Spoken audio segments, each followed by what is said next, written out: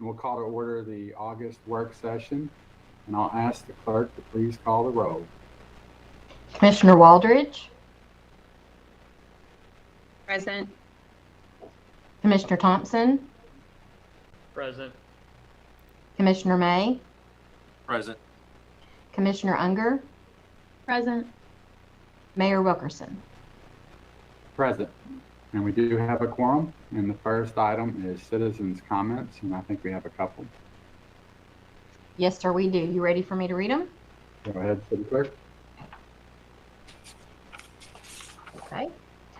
First comment is from Rick Paul at the White Light Diner. Hello, my condition at the White Light Diner since November 2020 has been horrible. Besides the virus that continues, the Singing Bridge was closed due to an accident and stayed closed for 5 months. Then the construction on 2nd Street and Bridge Street started in January, and our sales have been down drastically.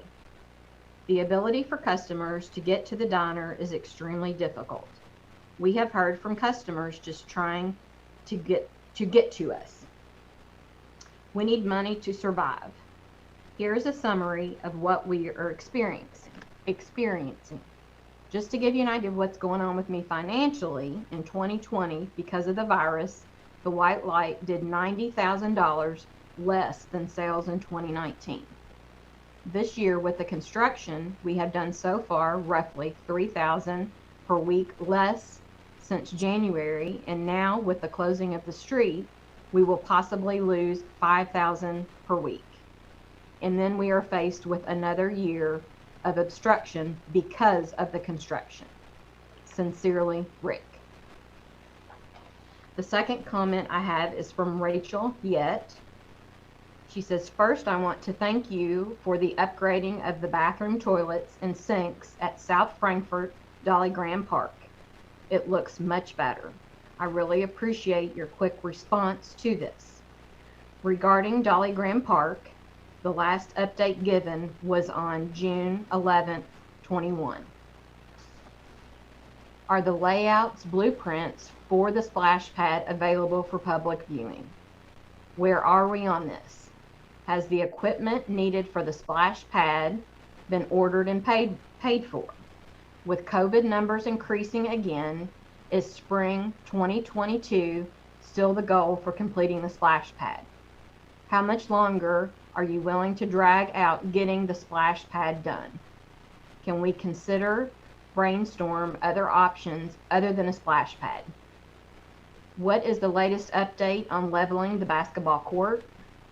Are you willing to allow the African American flag to be raised with the USA flag at Dolly Graham? And this comment is regarding the NEA grant, item number 4. A while ago, a project had been put out by the city of Frankfort to do a mural artwork on the walls of the shelter in Dolly Graham since its complete renovation was removed from the grant. Can this mural artwork for the shelter be completed through the NEA grant? And that was the second comment from Rachel Yet. And that's what I've got.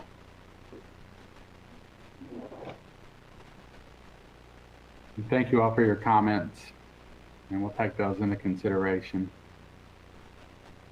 First item up, discussion items, the business support options related to the Tiger Grant. Okay.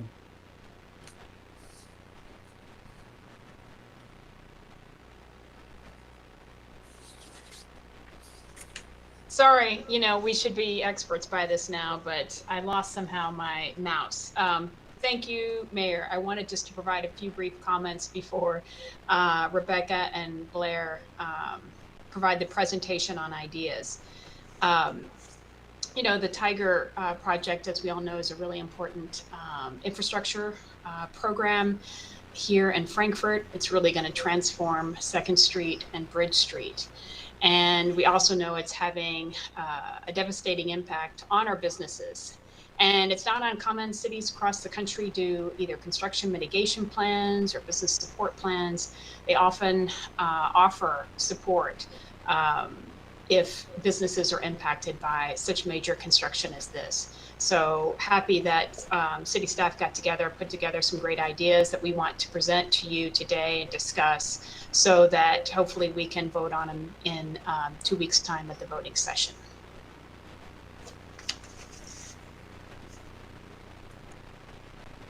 Okay, I'm gonna attempt to share our screen.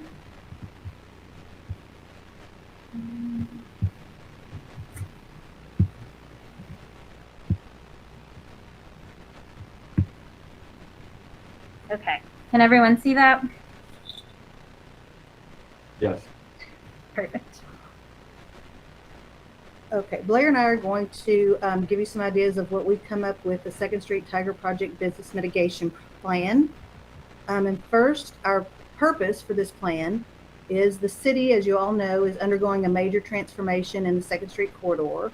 We have a $13.7 million project going on. 7.9 of that is from the Tiger Grant. Recognizing the difficulties this construction presents for businesses located in the Second Street and Bridge Street area, the city is proposing a mitigation plan to aid businesses impacted by the Second Street Tiger Grant Improvement Project. So specifically, this affects the 12 businesses that you see listed here. These are the businesses in looking at this plan, businesses that are directly in the construction area. So that includes the 2nd Street and Bridge Street areas where construction is actually happening right now. And, you know, we have set aside parking lots, realizing that street parking is impacted during this process, doing some additional advertising. But these proposals actually aim to take all of that one step further and to provide some options to assist the businesses even more, recognizing that we still have a while to go in this project. So our approach, we came up with 3 components, and I will say that each of these, as we present them, they can stand alone. You know, we can do any part of this, all parts of this, and we explain more where there are some budget things attached to them, and then some others where we can do it just with staff resources. So that's going to include financial assistance, marketing assistance, and community engagement. We don't have the presentation up right now.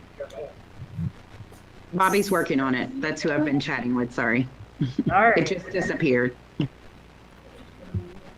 Is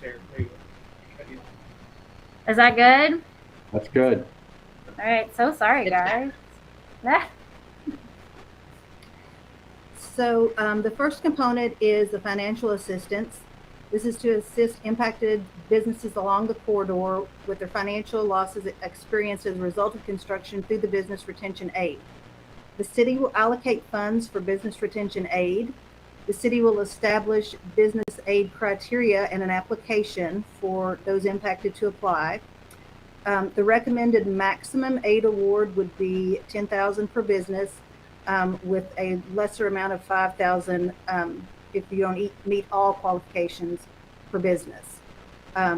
Recommended criteria include their business location, direct proximity to the Tiger construction zone, construction impact to businesses, and what business model the business has, such as forward-facing, retail, or service. So the second component here is marketing assistance.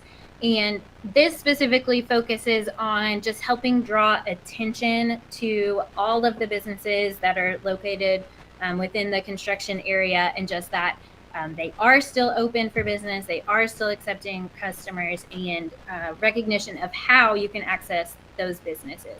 So working with our community partners, which would be DFI and the Chamber specifically, just to make sure that they're spotlighting those businesses.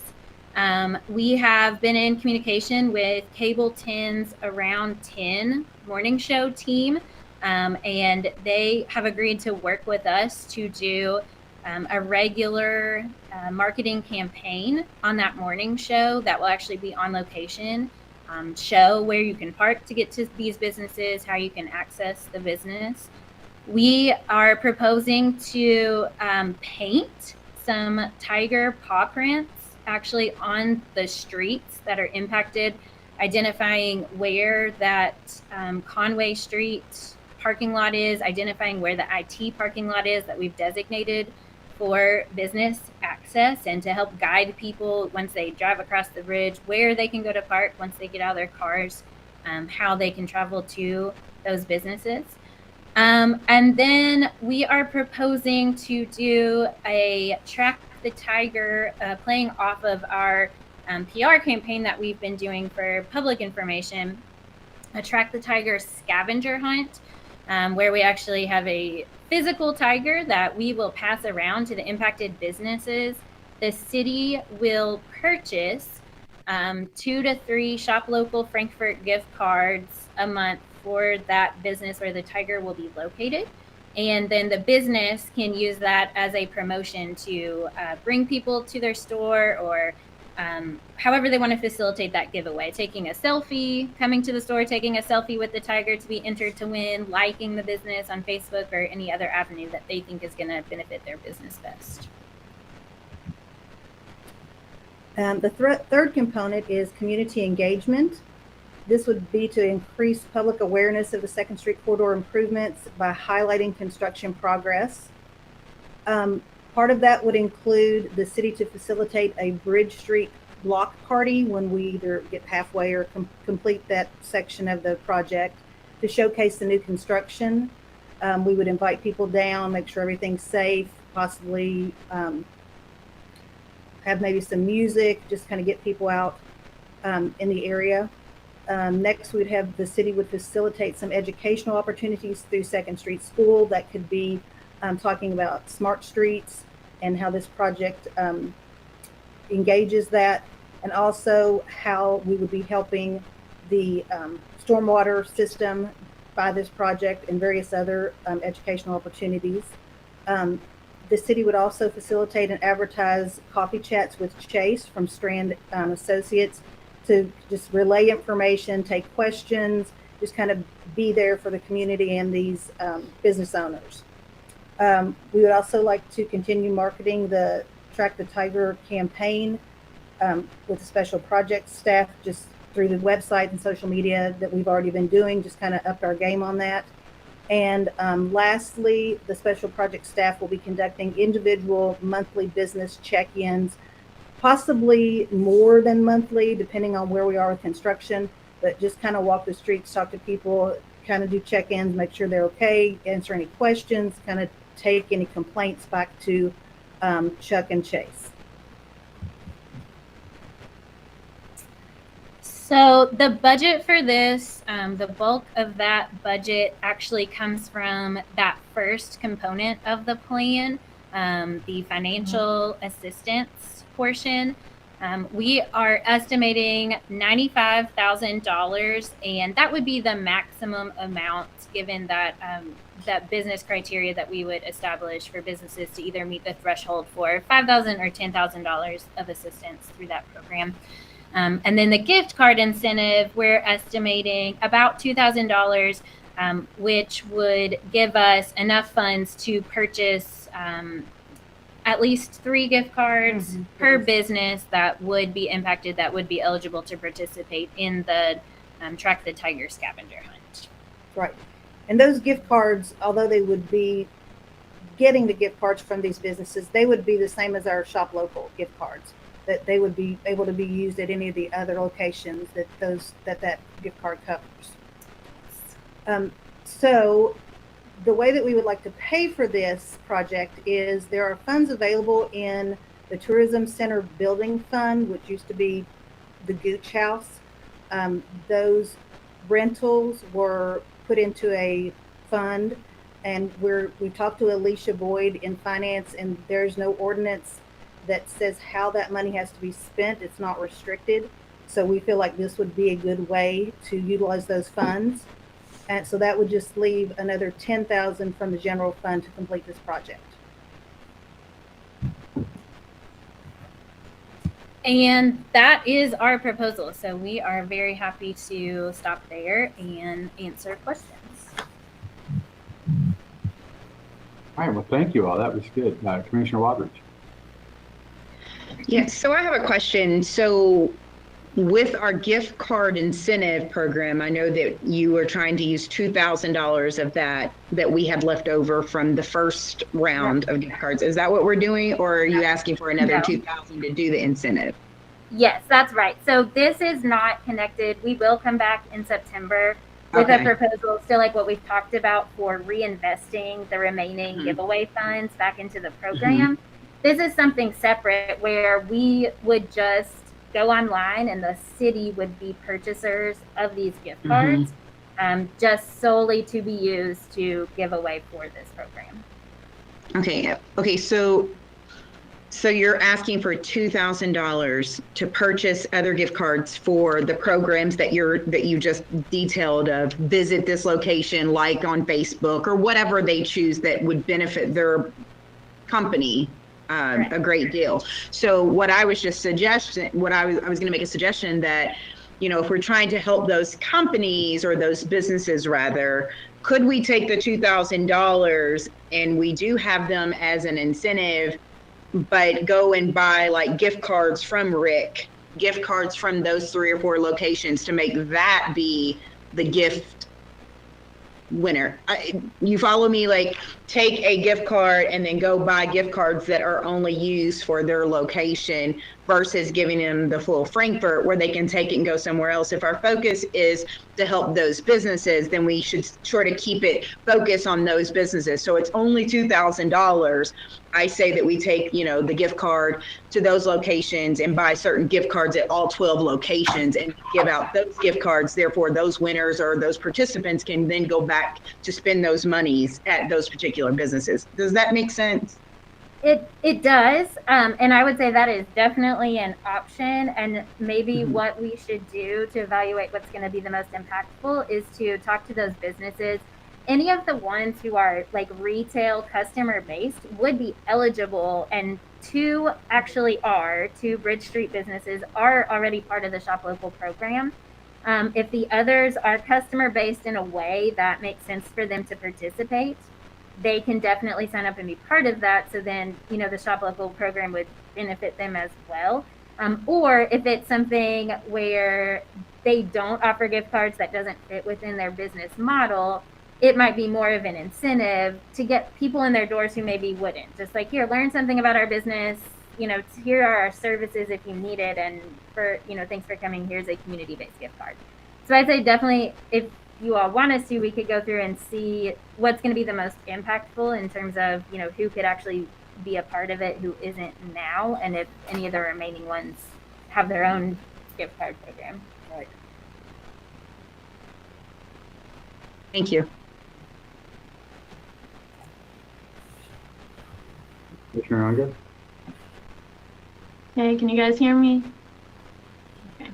Yeah, I just want to thank you, Blair and Rebecca. I think these are really creative ideas and thoughtful, and if we choose to support them, I think the businesses will be very appreciative. I also thought, since we're talking about the Tiger Grant, it might be a good time just to tell anyone who's listening, where they can find up-to-date information, as well as when that timeline might be for work to be complete. If you guys bring that up as well, that'd be great. So we have a project page on the City of Frankfort's website, and I believe it is under government, and then we have a list of projects, and the Tiger Project is there. You can see the entire renderings of all of the work, what the scope of the project is, what the funding is, what those phases are that you're seeing. We do real-time updates. So Chuck Knowles, our project manager, you can email any of us or Chuck to be added to his listserv. He does about weekly updates just on what's happening right now, what are the impacts. And then we also translate those over into we have a hashtag Track the Tiger on social media. And we have graphics that list what the most recent traffic impacts are, detours, this business listing that we've showed. So that's where all the general information can be found for the project. Awesome. I appreciate that.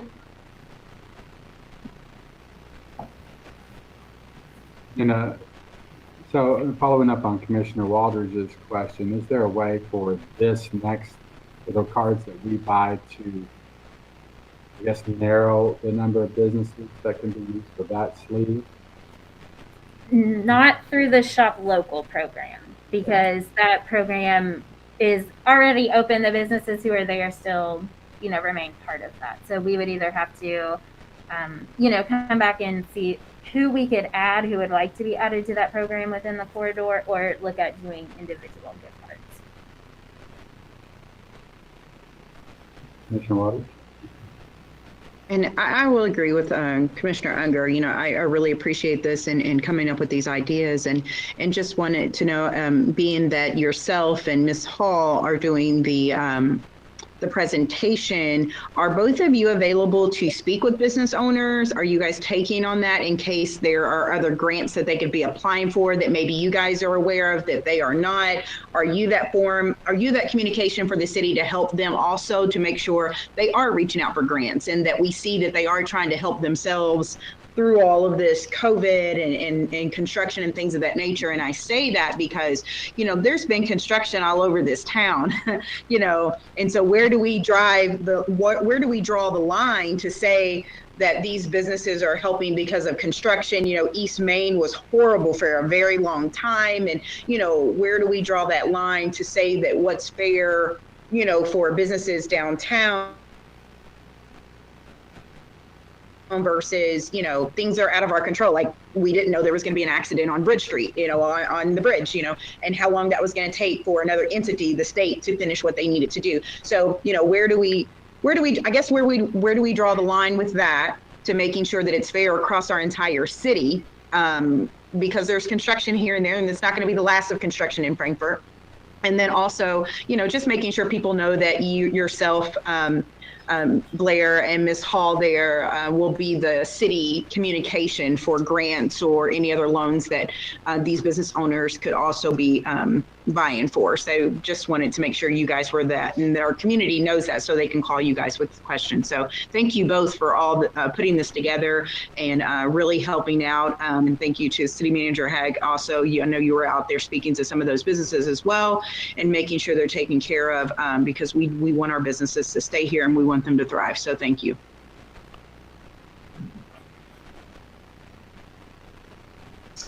If I can just Yeah, go ahead, City Manager. just want to say thanks, and we'll get back to you once we have had an opportunity to talk to the businesses to see what would work for them. But I agree, a targeted gift card would be best. So thank you all for your support.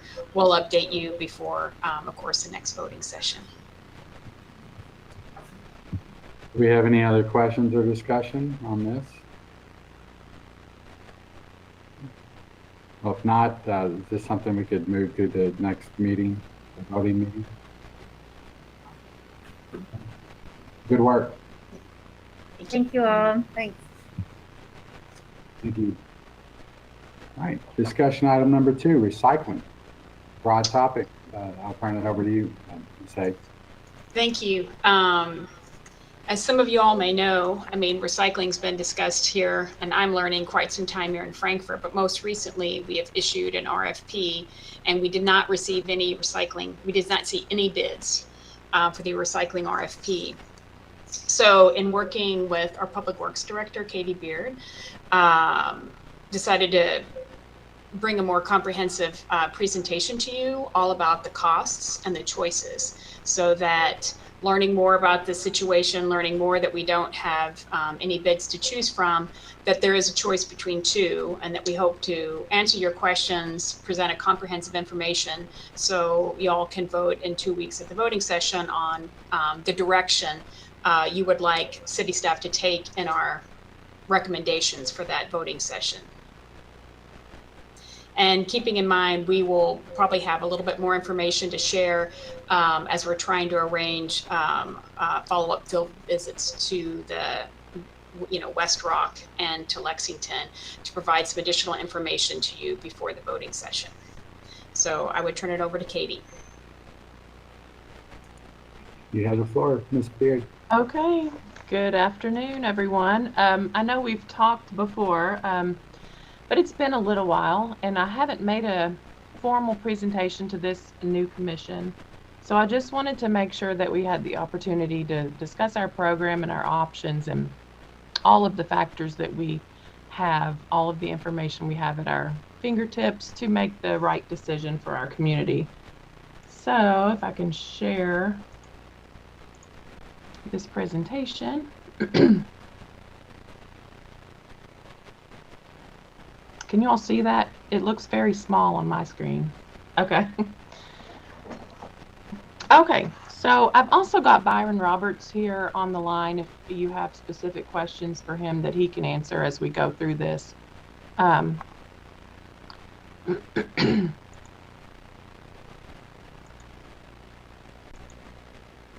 Whoops, sorry. Try this again. Sorry about that. We're all getting back into the habit of this, Katie. I know. Believe me, I was enjoying those in-person meetings. All right. So where we are now, our recycling agreement with Lexington ended in June. So we went out to bid to try to get some bids for a disposal contract. What we found out throughout that process is that Lexington, being a government entity, does not bid. So we received one bid from Westrock, which is in Louisville. And at that time, we just weren't real comfortable with it. It was an increased cost. We were looking at our New Year's budget and trying to save money, so we just didn't feel good about recommending that option at that time. As Laura Haig mentioned, in July, we rebid and received no additional bids. So where do we go from there? Our options are to negotiate a new agreement with Lexington or a new contract with Westrock. And I did note on here that Westrock will take our materials without a contract. They have the standard fee that they charge, and they will do that without a contract. And just to also add to this discussion, just keep in the back of your mind too, we do currently have an active hauling contract with Republic Services that is set up to haul either to Lexington or Westrock. And that will continue, I believe. We set it up with the option to extend 1 year at a time for 5 years, so through 2025. Of course, one of the biggest factors here is what materials do they accept and how easy is it for our citizens to recycle their materials. So in Lexington, they accept curbside plastic screw top bottles and jugs. We don't put a number on that because there are several number categories that have plastic screw top jugs and bottles, but there are other materials like cups and yogurt cups and sour cream cups and those types of things that they just don't have a market for.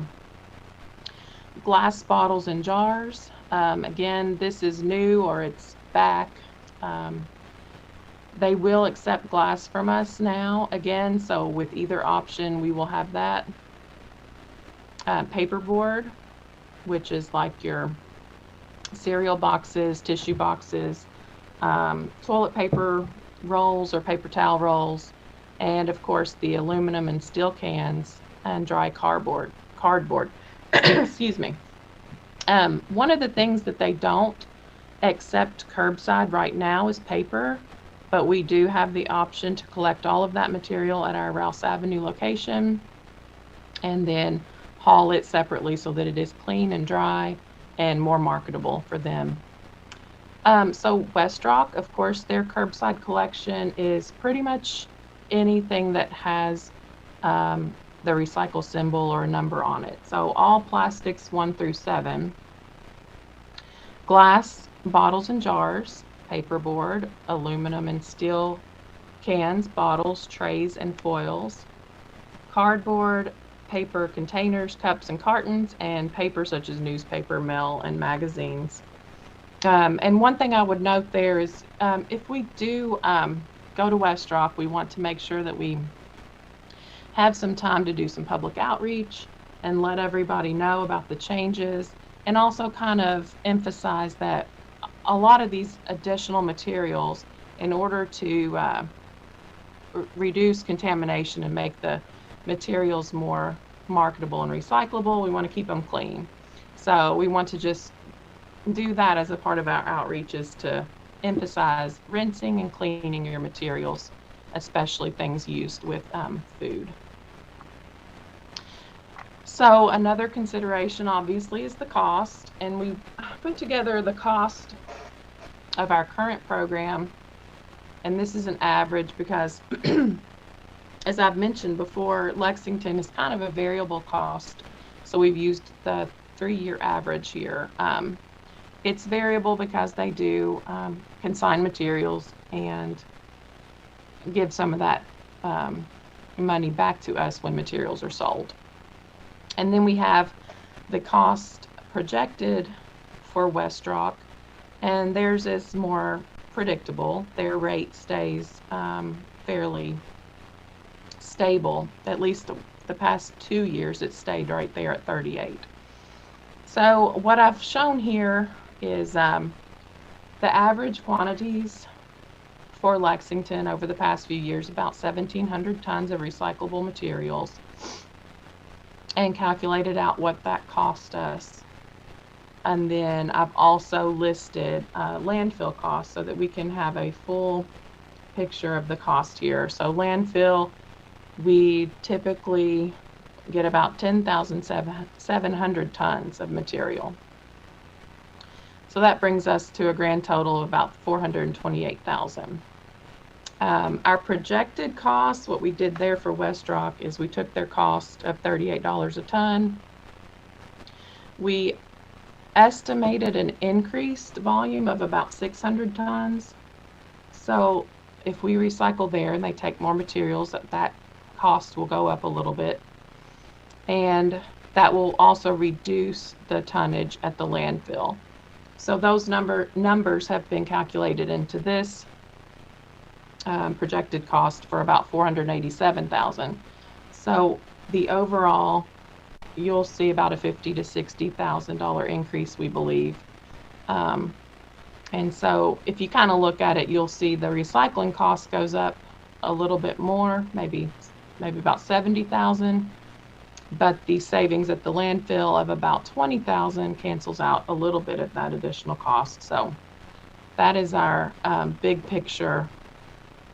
And these numbers, like I say, will vary a little bit as you go through.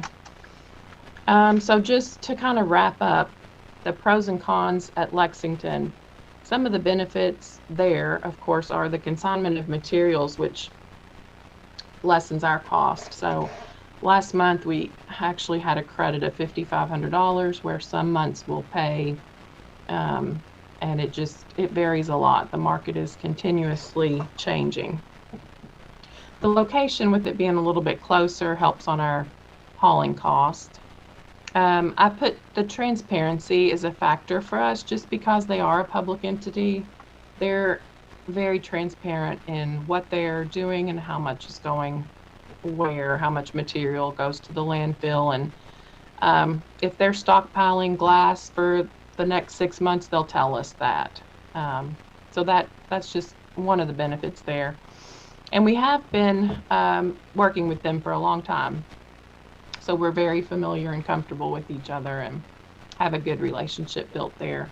The negative side of Lexington, of course, is that there are less different types of materials collected curbside. So it makes it a little bit harder on our citizens to know what to recycle and how and where, and it makes it a little bit harder for them. So of course that is one of the benefits to West Rock. It's simple. Anything recyclable can go right there curbside. And there's no contract required, so even though we didn't get any bids, it does kind of simplify. We could go ahead and start taking material there since we do have the hauling contract in place, if that was the decision the city made. Some of the negatives are the cost. It's more expensive to dispose of materials, and it's more expensive to haul it there due to the location. So really that is short and sweet. And I wanted to open it up for any kind of discussion or questions you might have. And of course, again, Byron is here and he can help me answer some of your more detailed questions. Katie and commissioners. Yes, Byron. One problem that with West Rock, the no contract, is that they can change the rate at any time. They do not like to give a fixed rate. When we took some material there in 2019, she would only give us, the lady in charge would only give us a 3-month contract for the current rate, which the current rate has been active for 2 years, just due to the market. That's that kind of is a pro and a con at the same time. It is. One pro and con to Lexington is the county takes the same material there that we do. And if the resident can ask, and I can answer a county question, and Brittany, the county solid waste coordinator, she will do the same thing for me. If a citizen calls, she can just tell them, the exact same information. So there's a lot less confusion if somebody moves from city to county, county versus city.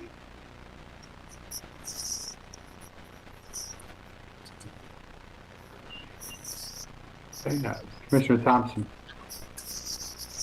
Hey, Katie, thank you for presenting that to us. I do have a few questions if you could entertain those.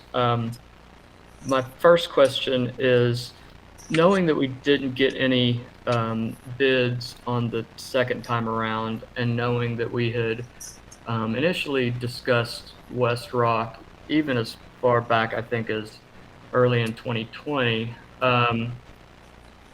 is there I guess my question is, with relation to recycling centers that are recognized by the Environmental Protection Cabinet of the state of Kentucky, are those the only two options that we have with regard to the types of services that we're needing in Franklin County? That's the first question, and I'll add on to that, I'm sure. Yeah, I think the next closest option for us would be Cincinnati. But I think my understanding is there are some communities that recycle, they have their own recycling program. They do it there themselves, but they don't accept materials from other communities. And that was going to be, yeah. I'm sorry, I didn't mean to step on you there. I guess that was my next question is, are there communities like LFUCG that promote, even if not publicly, the contracts with other cities and counties to provide those services? And I ask that because it leads to another question, which is, I look at Georgetown, Scott County, I look at Bardstown, I look at Elizabethtown, Woodford County.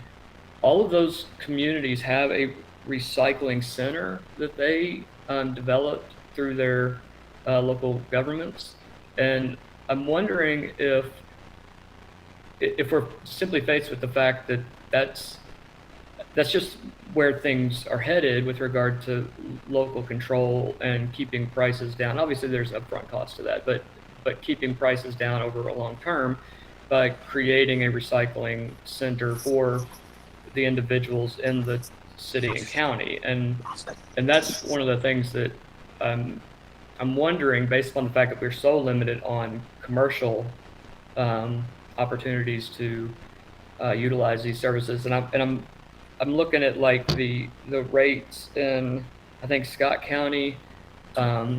They had monthly rates of I think $10 a month that was being passed along to the households, and so it's not a totally revenue negative proposition. I mean, eventually it would cover at least the operating costs, but I'm wondering, is that a discussion that we need to be looking at down the road and actually creating a recycling center here that is either operated or contracted with the city and county. And have you looked at the numbers of that and what the cost would be to that? I have not. That might be something to look into, Byron. I don't know, since you've been here a lot longer, if that's something that you all have considered in the past. Yes. Well, the first part of it was Scott County. At Lexington, there's 21 other affiliates, include Scott County, Georgetown, Justin County, Woodford County, Versailles, Lexington, all the Lexington area, the UK Hospital, UK College, Wilmore, there's a Winchester, and something like I'm missing one. So there's a lot of other municipalities that do take it there. Bardstown, they take a lot of their material goes to West Rock and Louisville. It seems like most places I've looked into, other municipalities, especially around our size cities, on the west side of the state, go to West Rock, and the central and eastern kind of go to Lexington or Rumpke, as Mount Sterling does. In 2008, we sold all of our recycling and separating equipment, because that's when we went in 2009. We went to single stream recycling, and we run that. I started in '99, and they started curbside recycling in '93, and the city run it for quite a few years, and it was handy to have the material yourself. You could sell it to who you needed it to or who had the best prices. But the downside to it now, where we've gone single stream, it would probably be a $12 to $14 million cost just for new equipment. Well, loaded question here. When we went to the single stream, did that end up biting us and getting us where we are now, essentially, where we're limited financially, and got us to a position where we are having to make tough decisions financially because we trimmed that down?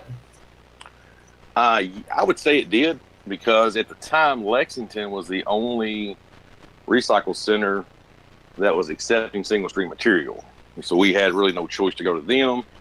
But now I know that the recycle, especially in the United States, a lot of cities have looked into going back to multi-stream service, but they all see the cost is so much to separate it back out, just for the initial cost of the equipment. In fact, isn't it true that basically nationwide, single stream recycling is virtually a break even or a revenue negative process? Yes, it is. Recycle in general, whether it's single stream or multi-stream, is just about a break even or even a negative revenue anymore. Especially since 2017, it affected us. China put what they call their green fence up in 14, where they were not accepting any material from outside of China in that area there. And we didn't really see the results of it until 17, till we started actually having to pay more to get rid of it. If we were multi-stream recycling, would there be more options besides LFECG and Red Rock? To my knowledge, there's not. Good. I didn't know the answer. As a for recycle centers, the only other options is if we purchase the equipment and separated and baled everything ourselves again. Then you have all the end users for all the separate products to purchase them from.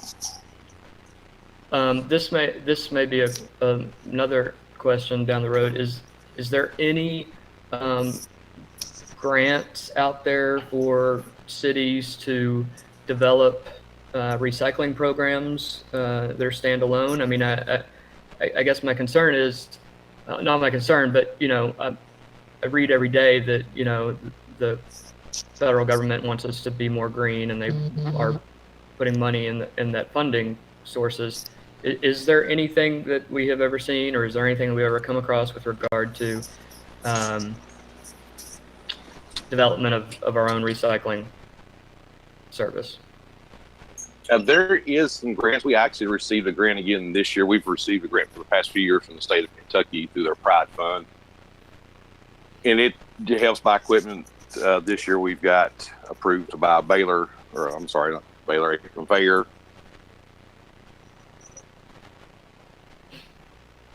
and advertising money. But as from federal level, I've never actually seen one. I'd have to get with Rebecca on that, because she always helps me on the grant side of it. Okay. All right. Thank you all for presenting all this information. It's given us a lot to think about. I'm frustrated with, not with you all. I think we're just like so hamstrung with what the options are. We absolutely need to continue our recycling program, and we need to actually, move forward in developing it even further. I just wonder if the solution is in a long-term plan, 10, 20 years from now, when all of us are not around, that may be the end goal, that we get there. And that's maybe more of a comment than a question, but it's something that I'm wrestling with right now on that issue. So I appreciate y'all answering the questions, and I'll do some more research and probably have a lot more questions. So thank you, Mayor. Commissioner Waters. In my comment, thank you guys for putting this together. I know that we've spoke over the past few years about recycling on different levels. But my first question would be, we are one person, we are one city in Kentucky. So within these two companies, are these the two companies that all of Kentucky is using in surrounding areas? And if not, why are we not getting bids from those other places? And then my second part would sort of piggybacking on what Kyle was saying. I know I mentioned to you guys a couple of years ago, and seeing how we can maybe partner with other counties on possibly doing a recycle center or some kind of a meal area for us to help with maybe a lot of our recycle, maybe not all of it, but maybe we can focus on just plastics or just paper or just glass to help with that. And if we team up with other counties to build one big location, how, what that would look like. And that sort of goes on with what Kyle was saying, maybe 10, 20 years down the road is something we need to look at. But my first question was, is everyone using these two locations that we're choosing from in these options in the state of Kentucky? Byron, I think you mentioned there was somewhere in the west part of the state. Well, the west part of the state, most of it goes to West Rock and Louisville. Like the city of Bowling Green, they have theirs trucked 2 hours to Louisville. Owensboro, I'm not 100% on where Owensboro goes with their or Paducah. Okay. But most of the towns in the central Kentucky area all go to Lexington. Shelby County and West, they all seem to go to West Rock. And there's been a few counties and towns that have actually shut down their curbside recycling. They're only accepting drop-off material because of the lack of the recycle centers to send it to. Okay. So we did limit our distance to 60 miles when we put it out to bid.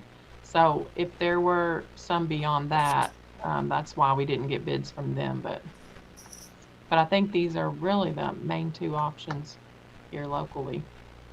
Yes, the only other one is up north in between Cincinnati and Columbus is Rumpke's facility. And they didn't even put a bid on it, and their bid to haul the material was twice the cost of what Republic was when they did bid on that. Commissioner Unger.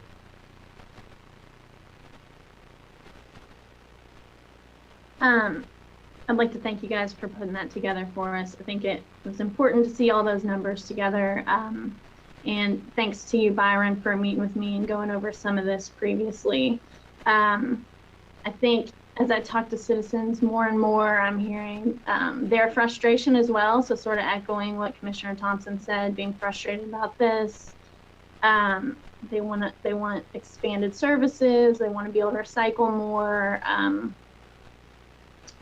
And, you know, reducing what goes in the landfill is really important as we move forward and look at our future. And that also reduces greenhouse emissions. So that's something that, you know, we need to talk about as well moving forward. But I was sort of wondering if there were maybe any additional costs. Sorry.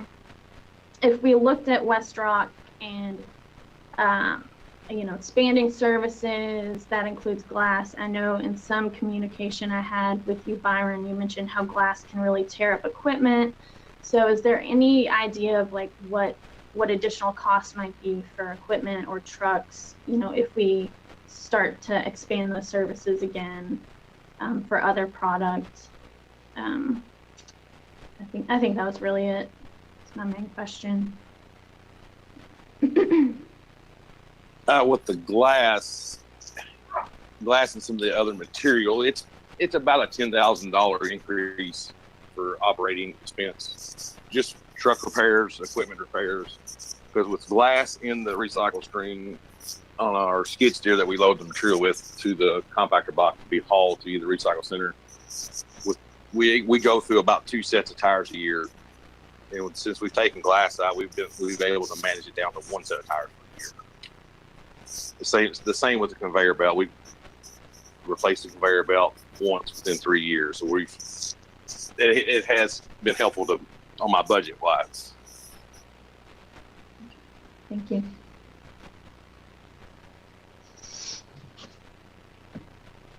Now I'll ask a question here. If when we talked about other communities, are there other cities in Kentucky that do this on their own?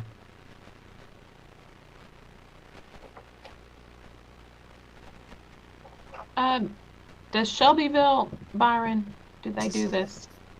They have a drop-off center, but they take all their material is either gone to West Rock or they sell some material individually. Okay. So I'm not aware of others. Are you, Byron? No, the city of Somerset had a recycle center for a long time, and they've kind of cut back on their options of what they accept and to who they accept material from. The same way the city of Richmond had one, or there was one in Richmond at one time, the Bluegrass Regional Recycle Center, and they closed up in 2014, I believe. I'm not exactly on that, but they were the only other options at the time. And why doesn't Lexington do more curbside pickup? I mean, the number of options. West Rock, you can take more materials. Lexington, it's limited. Is there a reason Lexington doesn't take the paper? Or will they take the paper, but is there a reason we can't do that curbside? From the paper right now, they want it clean, what they consider clean, pre-sorted. So they get more value for it. The clean, pre-sorted paper last month was selling for $40 a ton versus the mixed paper, which had been mixed in with the recyclable other material, was selling for $5 a ton. In the other plastics, the hard plastic items like cat litter buckets, the clamshell containers, yogurt cups, those type of plastics, the market has really dropped on that, and that's the main reason they've stopped accepting them. They have a hard time finding a buyer for them, and when they do find a buyer, it's very minimal, like 5 cents a pound. So West Rock somehow is either making money on it or losing money. Just as the one West Rock does use a lot of their own companies. They are a producer of boxes and other materials. They do have users in their own company for the materials, especially cardboard. Got it. So Commissioner Waters. So it seems like a great deal of our expenses sort of transportation, I guess, transporting it from Frankfort to West Rock, from here to Lexington.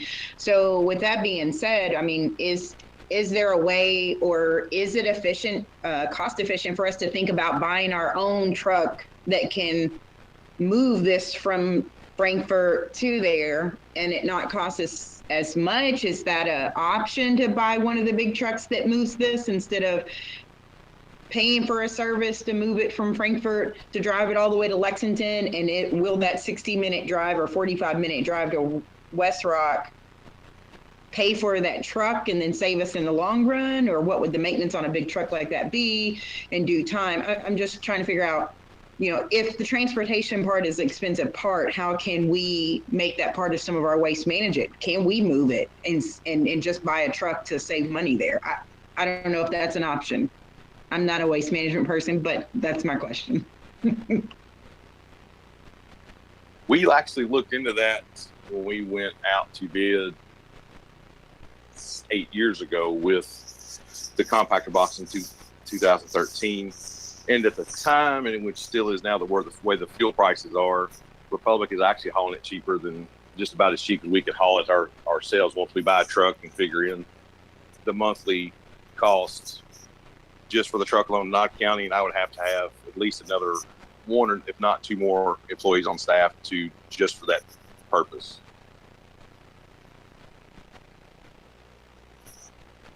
Because in 2013, I really don't see how they were covering their costs off. At the time, we were only paying $138 a load. We couldn't even haul that, barely make that cost in one of my own garbage trucks to haul it up there.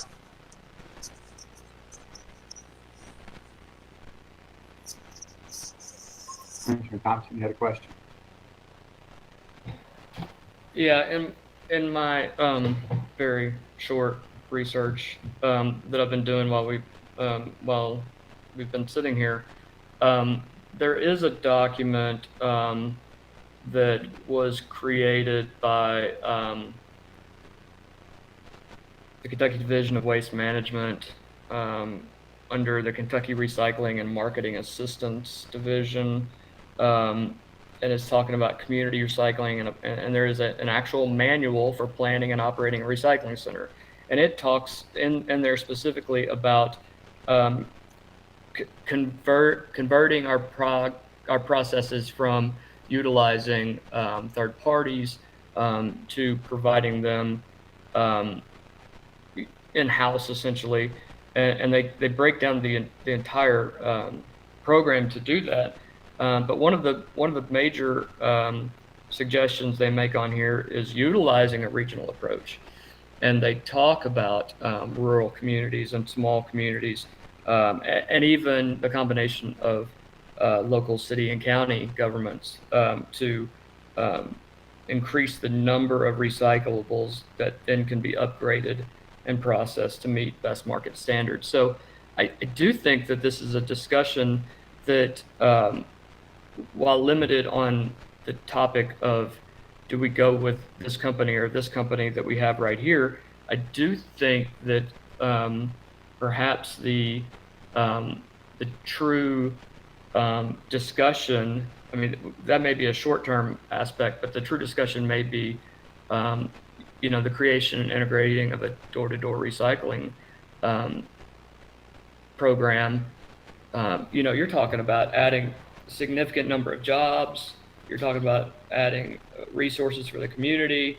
I'm looking in here, and Governor Beshear just 4 weeks ago provided $4.5 million in grants from the state and from just one division, and there's several $1 billion on the table for federal options with regard to creating recycling centers. So I think we all want what's best for Frankfort, but what may be best is to all of us come to the drawing board and figure out how do we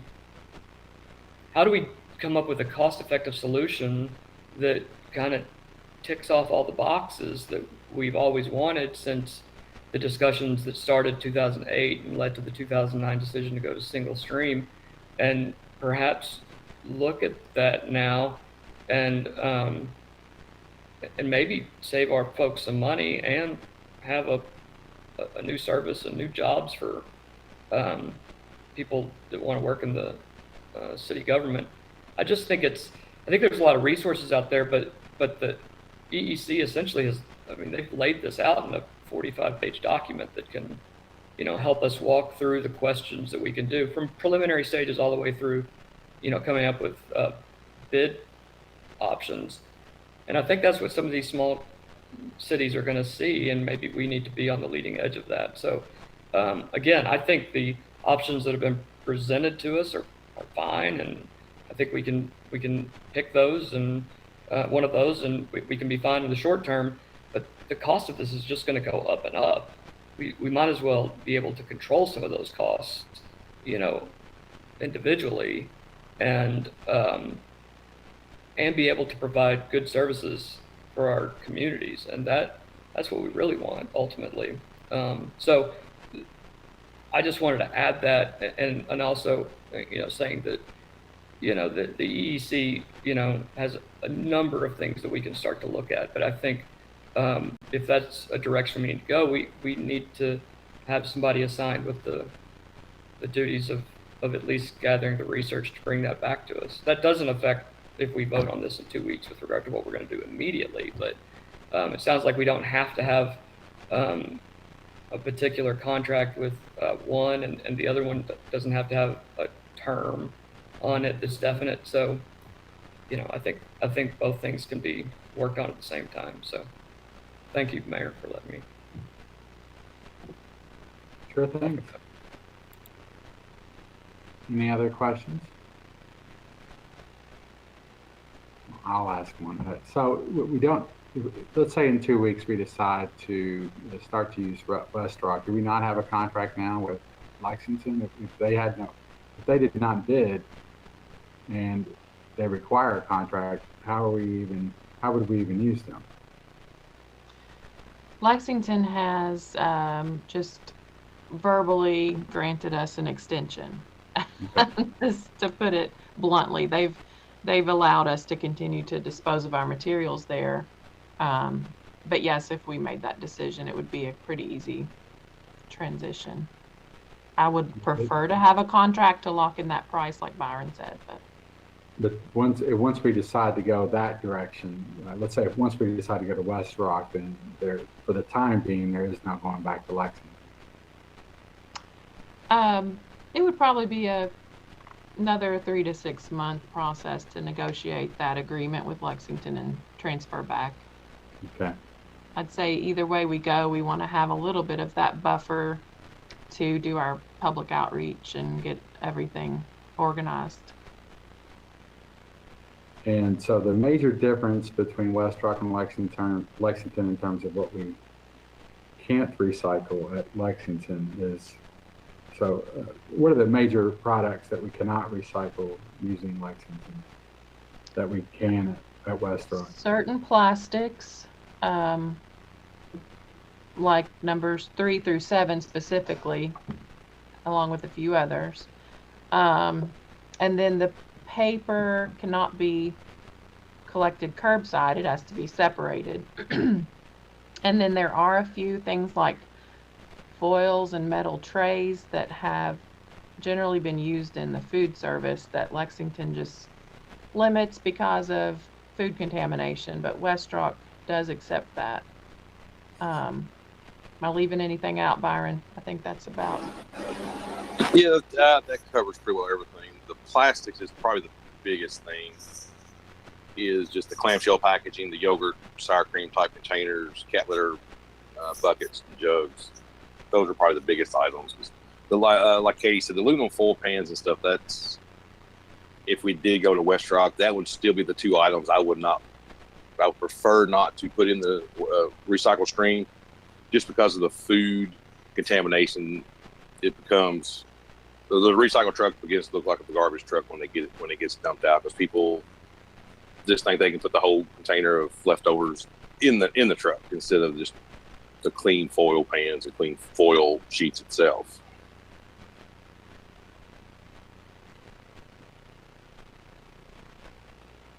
So what this will come down to is an increased cost of between $50,000 and $60,000. It's 10-15% above what we're paying now to enable people to do paper curbside, to make it easier to recycle and potentially keep more out of the landfill. Is that about it? Okay, one more question. And do we, how much paper is being recycled at Rouse Avenue? I know I take my paper out there, but I wonder how many other people do that. It started out very strong, but we're averaging about 11 tons per month. When we started it, the first dumpster loads, the first boxes, we were getting about 20 to 25 tons per month. It's averaging about 11 ton now. And it probably has to do with you have to take it and you have to drive out there, you have to track it separately. Okay, that's all I have. Any other questions?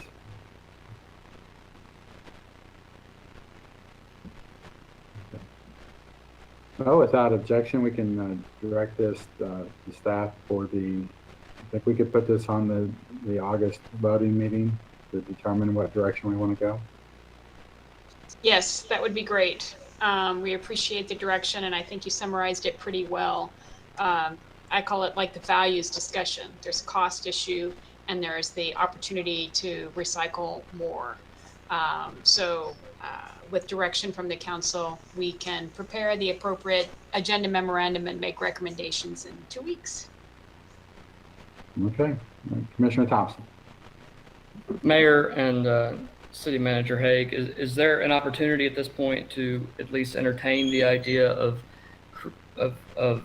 tasking someone on staff or creating I know it's our favorite thing to do, create a committee to look into these items? It seems incredibly straightforward to at least review some of the numbers here, and I would hope that even if we make a short-term decision, that we look at some possibilities as well. Commissioner Thompson, so I can clarify, you're talking about when you mentioned earlier creating with my light. You're talking about creating our own recycling center, what you were referring to others?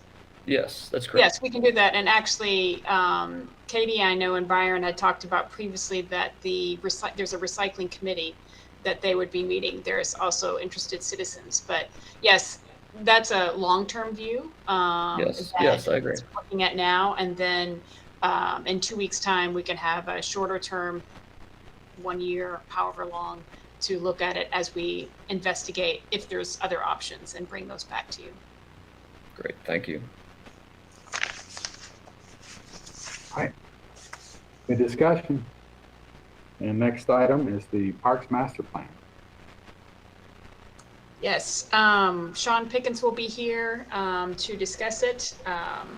I know many commissioners have been involved in the development of this, Commissioner Unger and Commissioner Thompson and Commissioner Waldridge. So appreciate the input. This is something that's really important, and I think a good long-term look at historic investments we can do with our parks. So Sean, please take it away. Great. Thank you all very much. We're excited to finally be at this point to where it's coming up for commission review and eventually approval from the commission, and then we'll be able to hopefully start rolling this plan out and start really taking a deep dive into it and see what aspects are going to fit. Start prioritizing. What projects need to go higher on the scale and what projects need to wait a little bit. Hopefully do some smaller things so we can get some stuff going quickly. Maybe some of the bigger stuff may take a little bit of time to get rolling, but so we're excited about it. It's been close to a year, maybe a hair over that this process has started. We've been doing it in the middle of a pandemic, so that threw us some challenges early on that we had to deal with, but we adapted, and it's went very well. So we're excited to get this, and Mr. Pat Hoagland from Brandstatter Carroll's here with us. Pat kind of oversaw the entire development of the plan. He had a couple of folks, one of which is on the call tonight, Miss Hannah Krebs. She is on the call as well. She was a big part of putting the plan together. So they have a presentation to give, a kind of a quick summary of the entire process, and got some information for you. And then once we get through that, we are here to answer any questions and take comments and hear what you have to say. So I'll turn it over to Pat. Thank you, Sean. Can you see the screen, why this plan matters? Yes, sir. Okay, good. I always love it when technology works. So that's the first part of this topic is why this plan matters. And, you know, we did a plan for you back in the early 2000s. And basically, you did everything that was on that plan. That was your guide for the next 10 years or so. I think the only thing left out of that plan that hasn't been done was some type of an indoor recreation center facility. But the last two things were the outdoor aquatic center, which was done, and then the indoor facility. And that's still being studied and talked about. So it's still on the table. We want to make sure that your department is in line with what the community really wants. So we had a lot of good bit of public engagement, even without, during COVID, we were able to do that. We want to upgrade your existing system to make sure you have quality and the durability of the facilities and programs that you offer. Looking at the fiscal responsibility and sustainability of the system, looking for future development and changes you're going to need to make in the future. Look at your internal operations. You've got staff right now that it's really overworked. They've got a lot on their plate. And address connectivity throughout the community. A lot of people said they wanted more connectivity from the parks and the neighborhoods and schools and everything else. Talk a little bit about the process. It was a 4-phased process. The evaluate phase, where we looked at your system and assessed the facilities and the programs that you offer, did some benchmarking to other communities. We also did the public engagement, and we'll talk about that as a summary in a minute, but there was 2 different types of surveys. The last time we did a plan for you, there wasn't a statistically valid survey. This time there was. We had a lot of interviews and had planned on doing workshops, but did those mostly outdoors. From that, we worked with the steering committee, which was a great group to work with, to develop a vision for the future with a mission, vision, goals, and objectives. And we'll talk about those in a little bit. And then from all that, we developed an action plan for the next 10 years. So this is not something you have to do everything right away. It's an action plan for the future. First, talk a little bit about what some of the data tells us. We looked at a mapping of all of your facilities and the types of amenities that you have and how far it is to a park. So 66% of the people live with a medium to low service level. That means only 26% are within a 10-minute walk to a park. And that's a national campaign of the Trust for Public Land, the National Park and Recreation Association, and the Urban Land Institute to get everyone within a 10-minute walk of a park. So you've got a ways to go to do that. Your finances are somewhat strained in terms of parks. And you pay sort of the same as some of the other benchmark communities, but you have more staff, so the staff is getting paid less than in other communities.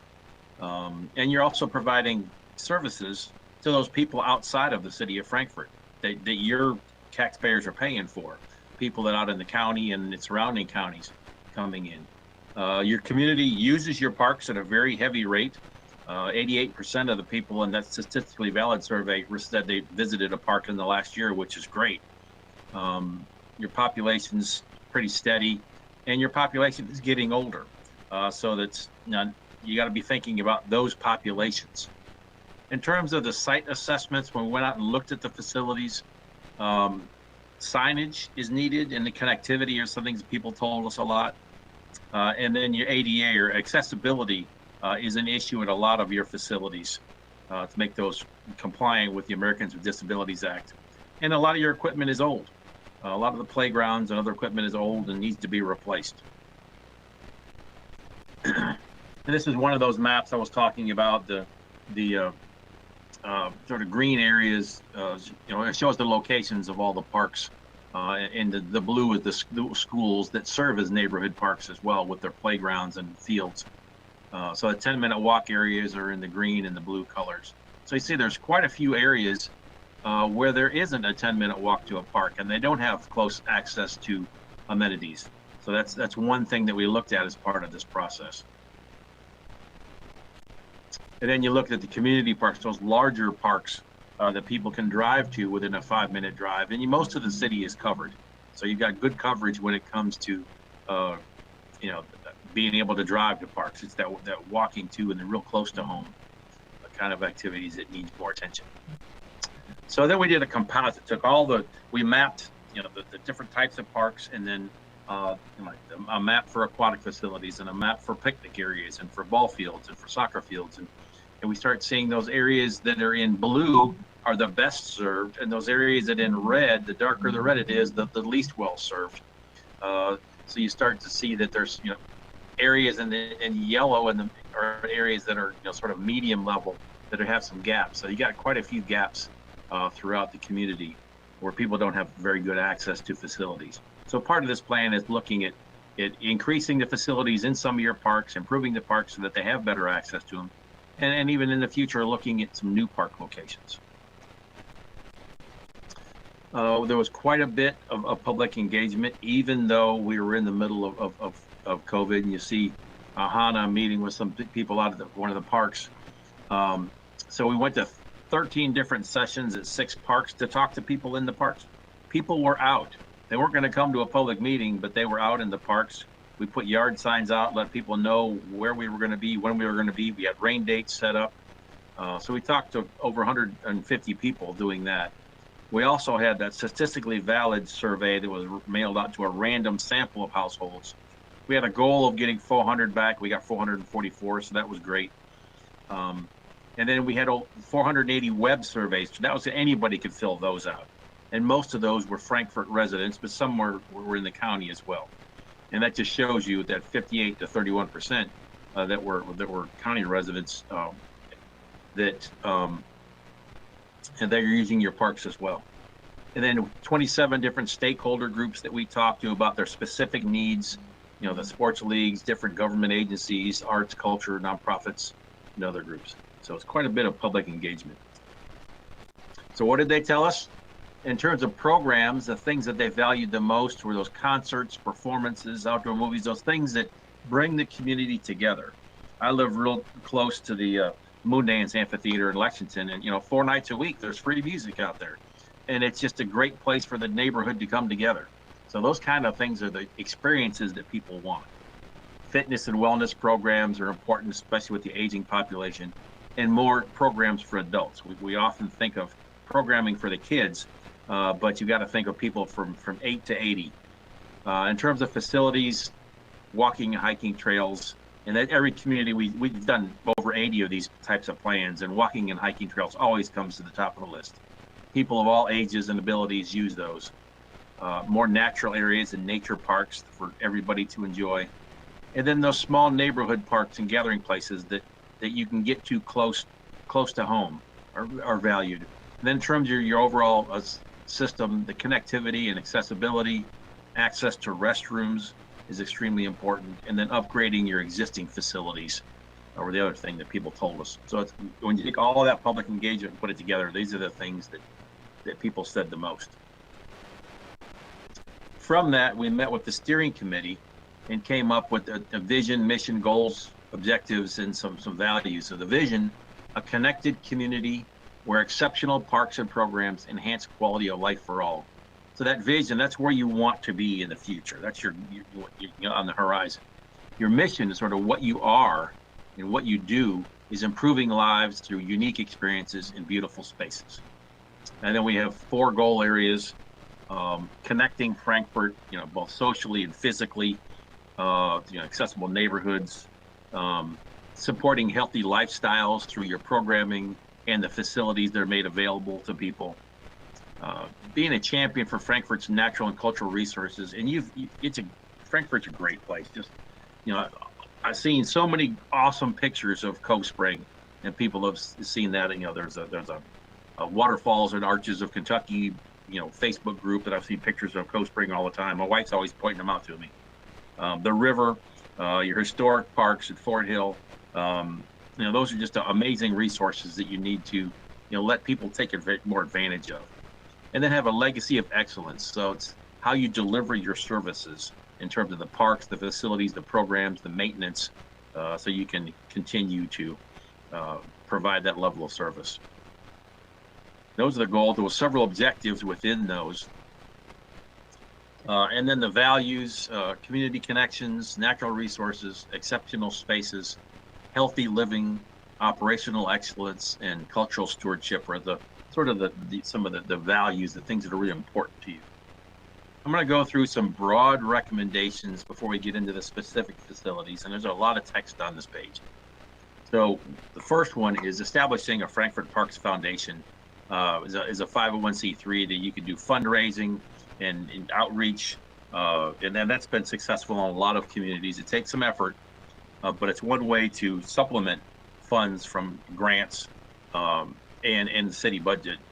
And then the Kentucky River is a valuable resource, taking better advantage of that, better access to it, better views to it, and more kayaking opportunities, those kind of things. Complete the Dolly Graham redevelopment, which is underway. The splash pad, I know the comments earlier in the meeting, those plans are well underway. Should have a draft of those real quickly.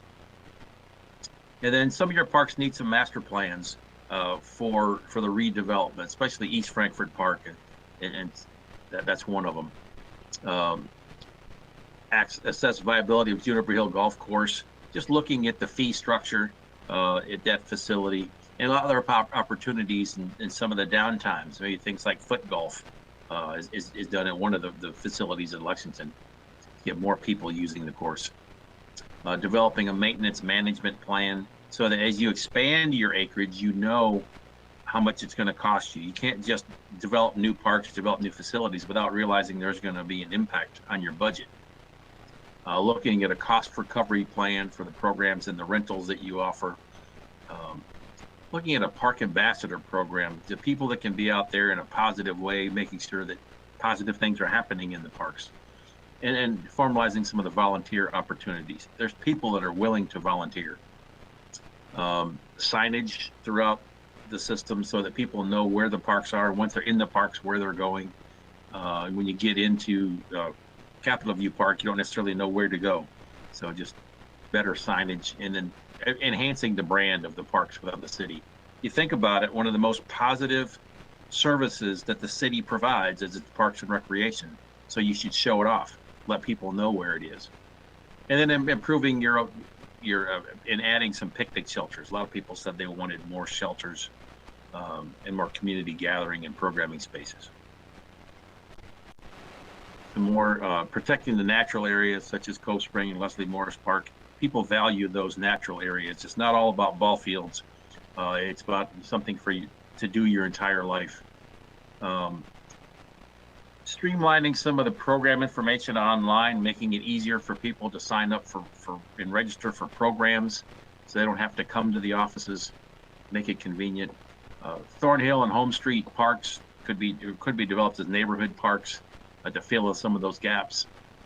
Update the feasibility study for the indoor gym field, program space to make a multi-use facility, and that needs to be coordinated with the county and their efforts that they're currently doing at Lakeview Park, so that you're not duplicating what they're trying to do. And that's the same with improvements at Capitol View as well. If you're both trying to compete for tournaments of various types, then you're going to have a problem.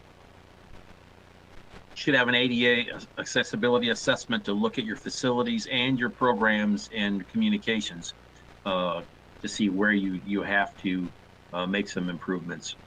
That's something that a lot of cities are way behind on. You need some additional amenities in your parks, such as Wi-Fi, security cameras, lighting, restrooms, and seating. The playgrounds need to be updated throughout the system, and some places should even have shade over the playground areas because they do get hot. Reopen the closed entrance to Fort Hill. You got 5 adjacent households you need to work with on that, but it'll make it more accessible. look at that potential for sports tourism at Capitol View Park. I think that park could be an amazing facility, but it needs some work, and we'll show you a concept plan for some improvements. And then flood repairs and mitigation that needs to be looked at Riverview Park and Todd Park to see how we can alleviate some of the flood damage and then also repair some of the things that were damaged. So we've got some concept plans. This first one is Leslie Morris Park on Fort Hill.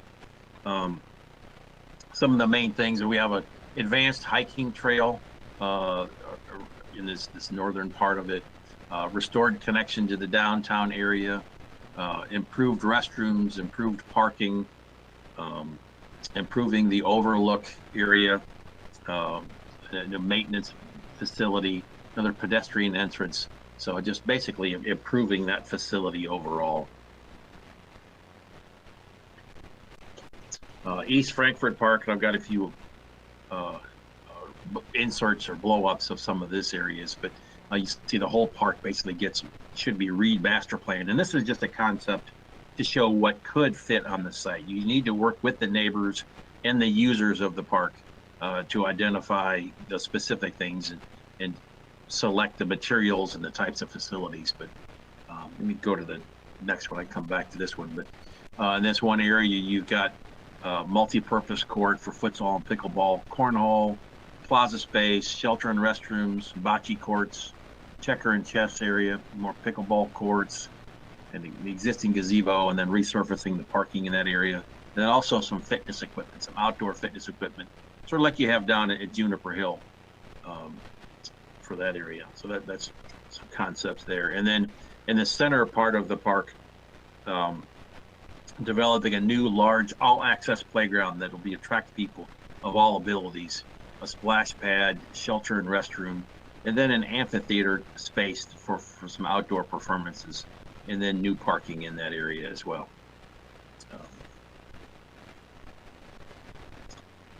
And so that's some. I'm going to go back to that overall.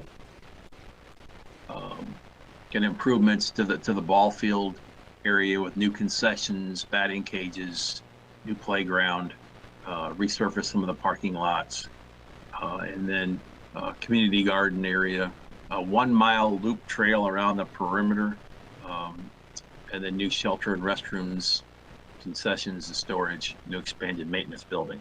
So there's quite a bit going on at East Frankfort Park, but that's an area that's been underutilized for a while now since the pool was taken out. And this will bring it back as really an anchor on the east side of Frankfort. Capitol View Park is another one. Again, right now it's just sports. If you're not into sports, there's nothing to do down there. So we're trying to open it up to some other activities and also improve the quality of what you have. So one of the first things, just improving the fields, Sullivan and Pewitt fields, improving those, some reopening or replacing the restrooms in that area, expanding some of the maintenance complex. One of the first things you see when you enter the park is a maintenance area, and that's not the most attractive thing to see when you come into a park. So we're saying that whole central area, which has a gravel parking lot, and that's it. And that's an inset that's right. At the next page here.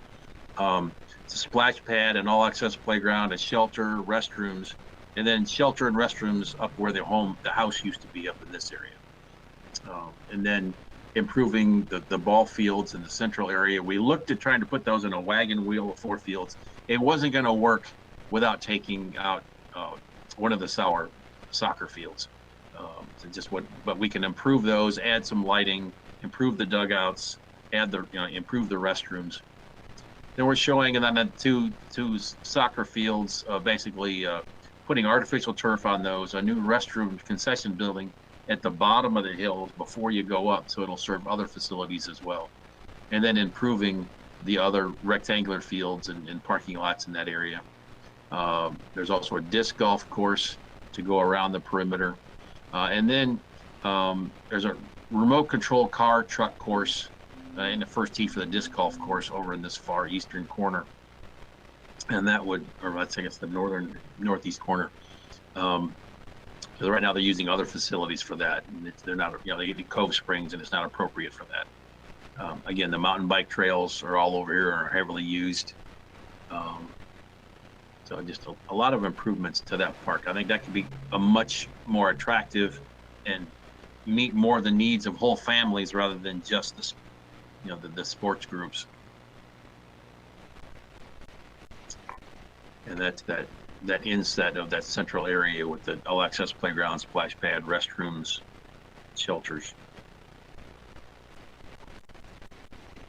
Then at Riverview Park, we're improving quite a bit there, resurfacing the parking lots, improved and expanded dock, that could be help out Canoe, Kentucky, some picnic areas, restrooms out of the floodplain, shelters, some picnic areas, dog park in the central area, which is basically just putting some fencing around this area. And then coming off the farmers market area with a playground, restroom, and that existing shelter, and some more picnic areas in those areas. And again, it gives you just concepts of what could be done. At Dolly Graham Park, there's going to be a real transformation of that park when it gets completed.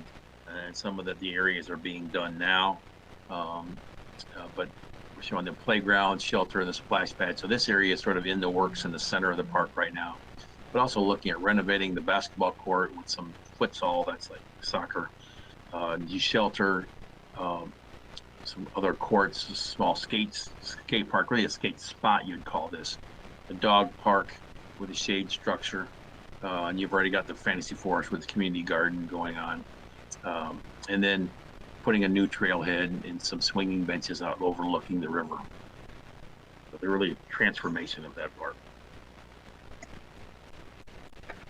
That Thornhill Park, saying we should develop that into a park with a playground, a half basketball court, parking lot, a small amphitheater in that area, and then a shelter with a 1/4 mile trail around the perimeter of that in that park. And that could really open that area up to the neighbors within that neighborhood.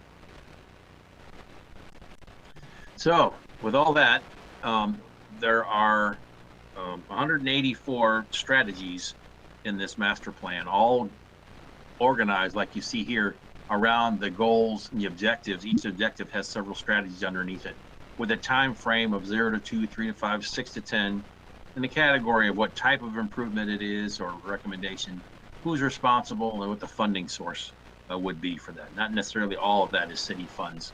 Not going to go through all those, that would take all night. But so that is our presentation. So I'd like to open it up to any questions you might have.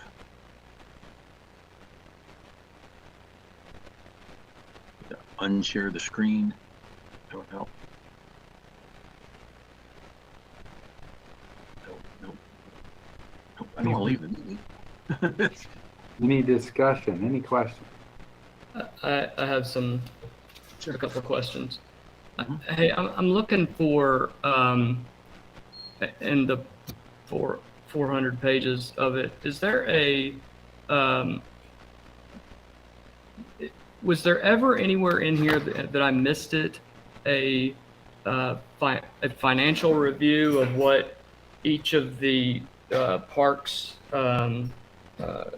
improvements would estimated costs would be, so we could prioritize those based on that as a factor? It's more of a working document. It's the in chapter 8. There's not a dollar amount to go with it. All the recommendations for the individual parks are in there. We have a spreadsheet that's more for the city use for doing exactly like you were saying, that does have costs to go with it, but it's not in the actual document. We can get copies of for you. Who created a working document? Who created that document? We did as part of the plan. Okay. We put a cost on all the recommended improvements, at least ballpark costs for those type of things. Okay. Has that been shared with the Parks Department? I believe Sean has a copy of that. Yeah. Okay. Is there any way, Sean or even Bobby, I guess, is there any way we can upload that to the drive so that we could see the correlation between the recommendations and what it would cost? Here's where I'm getting at is you all even went through it here at a portion of in the back where you discussed all of the plans that the city of Frankfort, many of which were done by Branstetter Carroll and Franklin County and surrounding counties, that all the plans, the downtown master plan, the parks plan, the historic plan, the tree plan, all the plans. And it seems like the city and some of the folks I've talked to are growing weary of plans and want to see actions with regard to those. So I think a lot of times we get to these plans and then we aren't able to then move a little bit further because we want to prioritize things based upon immediate needs and then financial ability as well. And right now, with us being, essentially working behind the 8 ball with regard to finances over the next 2 years, I just want to know what it is that the city needs to do to upgrade to these levels you all want us to, or recommend for us, I should say. Yeah, we can share that too for y'all. My next question is any part of the 2021 Frankfort Parks Recreation and Historic Sites Master Plan, did it review any, did it take any input or consideration or review any of the possible plans that the government of Franklin County is looking to do in the near future, and they're planning with, especially with Lakeview? Yeah, we're real familiar with what they were planning to do, and we interviewed for that project. I'm not sure where they've gone since then, but there was a lot of different things they were talking about at first. Just indoor facilities, more fields, hotels, things. So that's something that we've said in several places throughout the document that needs to be coordinated, because I think you need to work together so that you don't duplicate each other's efforts, you complement each other's efforts. I'm really glad you say that, because I think that's exactly what the reality is that, it makes no sense to build 4 amphitheaters in Frankfort, in Franklin County. It makes no sense to build a conference center in one part of town and a conference center in another part of town. We're only 50,000 people total in the city and county. So I wondered if there had been any coordination between you all and the individuals creating the Lakeview master plan, and I wondered if there was any discussion about in here, at least, with not just coordination but perhaps joint efforts on those projects, so that we could save resources and also provide the best opportunities for our community. Yeah, just briefly on that, Commissioner. Couple of things. Right as this project was getting underway, I know our previous city manager had reached out, at least to the judge. I'm not sure if he reached out to other county magistrates or not. I'm not sure exactly. But I know at the time when we started out our project that the county was not interested at the time to go in on a joint master plan, I guess is what I'm getting at the time. And then secondly, I have been involved. I've been involved in the stakeholder groups, some of the kickoff meetings for the county's master plan, and I've been on their email list. So I'm kind of somewhat in the loop of what they're planning and where their project's going. They're very early on in their master plan process. They still got 9 months to a year to go on theirs. Maybe not quite that long. They don't quite have as extensive park system as ours, obviously. So I'm keeping my eyes on that and make sure to help coordinate with the city and the county to not duplicate. And we're early enough in our plan. Just because it's in the plan doesn't mean it has to happen. And as Mr. Hoagland had mentioned, you know, before we go and build something significant, we need to have close conversations with the county to make sure we're not going to duplicate. And I would suggest that once the county completes their plan and you've coordinated with them, we come back and revisit this. We need to change some things in here. We'll be glad to do that to make sure that, you know, if we're not going to do the same thing they're doing. I think that'll make sense. Well, by the time both those things happen, we might actually have a joint meeting. I don't know. The only other thing I wanted to ask, because it had been sent to me just in the last few minutes. Sean, when did the previous commission, or maybe it was the previous commission before that, when did they vote to decide to do a parks master plan, create the stakeholders meetings? What was that scheduling like, so I can know where we are in the timeline at this point? Yeah, there were several steps to that. Mm-hmm. You know, first of all, it had to be put in the budget.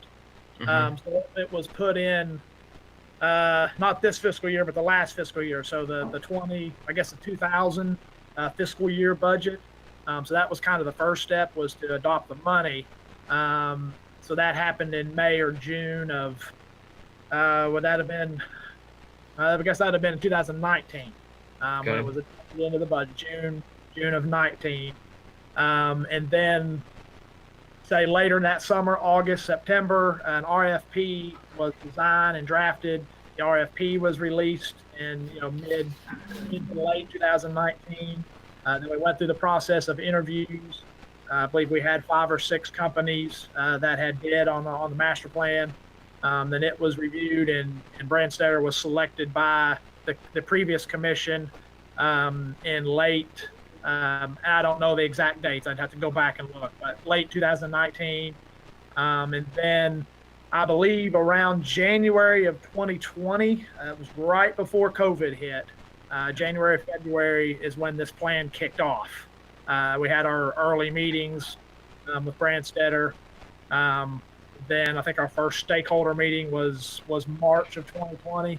Right. I don't think we were ever to have any in person. I think COVID hit, wham, right as we were getting ready to go. So about March. Yeah. Of 2020. So Yeah. All right. I had had the question asked of me of which commission started the process and how long we've been in it. So that helps me a lot. I really appreciate that. And, yeah, I mean, I guess it's kind of been discussed for a little while, but the previous, they approved the budget and then approved who was selected for the master plan. Gotcha. All right. Thank you, Sean. Yep.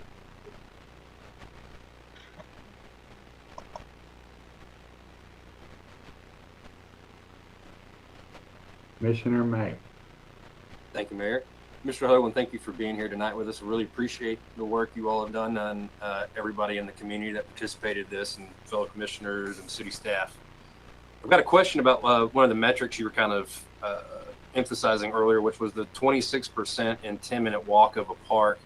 And just for my education, I'm going to assume that that's going to be with existing infrastructure of 10-minute walk of a park, like an accessible, a sidewalk, an appropriate way to get there. Is that correct? Yeah, that's correct. And we looked at where the entrance to a park was located. You know, as an example, you get around Fort Hill, you really can't get up there from certain areas. So it's okay. From where the entrance is, right? Okay. And then for another question, just in your professional experience, when other communities start with this plan, you opened up by saying that the city has, it sounds like, done a great job of implementing the first round and wave. And it seems like the community is very, very engaged, which is excellent. With you saying that 400 was the goal of responses and getting 444. So my question is, as we move forward, how important is it to focus on the community metrics and feedback and making sure that engagement process continues? Good question. Yeah, as I mentioned, those concept plans that I showed you are just based on what we heard from the people and to show what could fit in those parks. You know, we don't think you should go out and build those things right away. They need to have a separate master plan done for those parks with engagement from the people that are going to be impacted by it. We looked at people on a citywide basis. And then when you start developing these individual parks, you need to talk about it at the, you know, at the local level, the neighborhood level with those people as part of that process. So just build upon this and talking to people that will be impacted by it.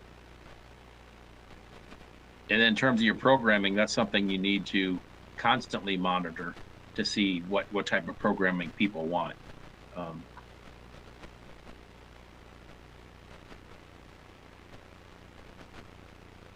Thank you very much. You're welcome.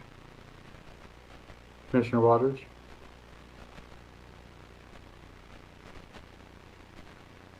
There.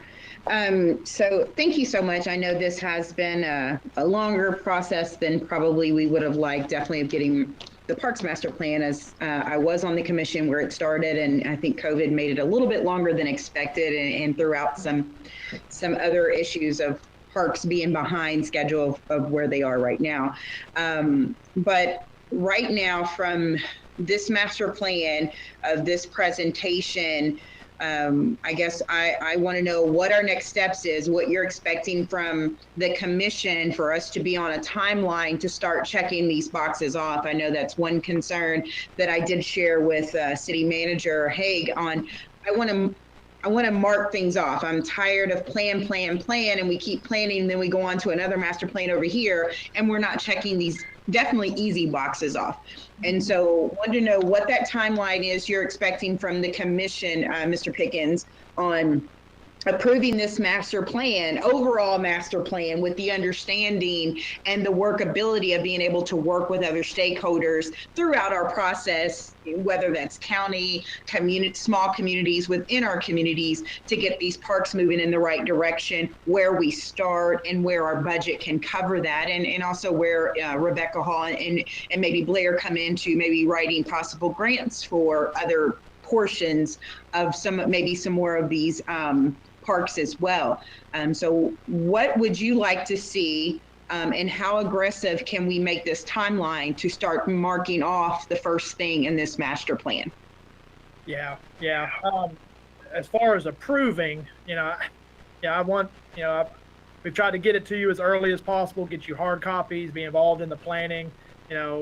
I guess in an ideal world, if at the next voting meeting, if you feel comfortable to approve this plan, that would be great. If we need another work session to discuss it further or whatever, that's fine too. But the sooner the better to get it officially adopted by the commission. As Pat mentioned, this is a lot of this is concept and whatnot. When we start getting into the nitty gritty on some of these projects, we're going to have a lot more localized and centralized, depending on where it's going, community input. And all that's going to take a little bit of time. So the quicker we can get going on that, the better. In general, an implementation committee group, not huge, but just a decent contingent of people to get arranged very quickly. I think you and I have talked about that a little bit. So we can start prioritizing projects quickly with conversations with the city manager, obviously, and the budget finance director, kind of see where we are. So yeah, I would ultimately, 2 to 4 months, I would like to start checking some boxes on some of the smaller projects.